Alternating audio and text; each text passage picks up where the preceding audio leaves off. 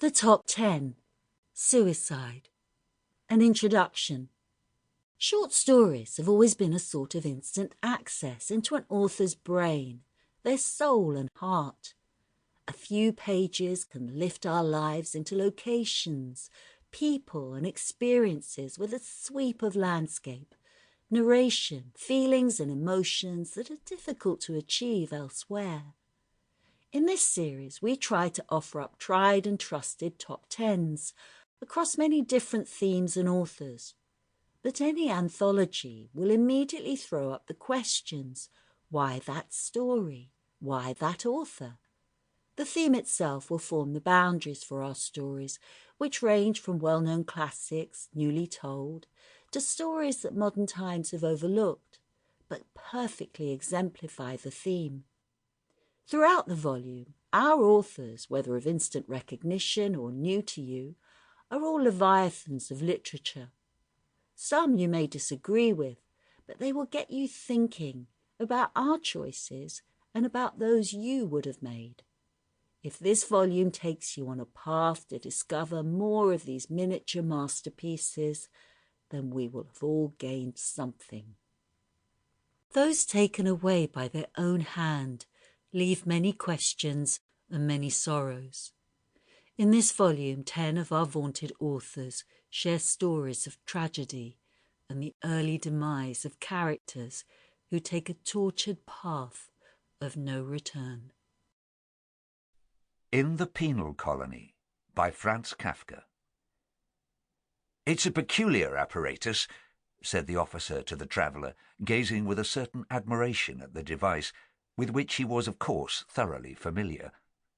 It appeared that the traveller had responded to the invitation of the commandant only out of politeness, when he had been invited to attend the execution of a soldier condemned for disobeying and insulting his superior.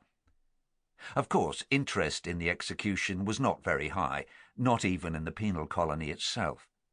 At least here, in this small, deep, sandy valley, closed in on all sides by barren slopes, apart from the officer and the traveller, there were present only the condemned, a vacant-looking man with a broad mouth and dilapidated hair and face, and the soldier, who held the heavy chain to which were connected the small chains which bound the condemned man by his feet and wrist-bones as well as by his neck, and which were also linked to each other by connecting chains.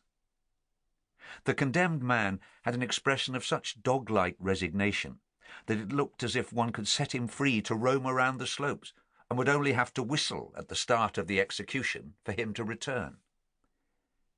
The traveller had little interest in the apparatus, and walked back and forth behind the condemned man, almost visibly indifferent, while the officer took care of the final preparations. Sometimes he crawled under the apparatus, which was built deep into the earth, and sometimes he climbed up a ladder to inspect the upper parts. These were really jobs which could have been left to a mechanic, but the officer carried them out with great enthusiasm, maybe because he was particularly fond of this apparatus, or maybe because there was some other reason why one could not trust the work to anyone else.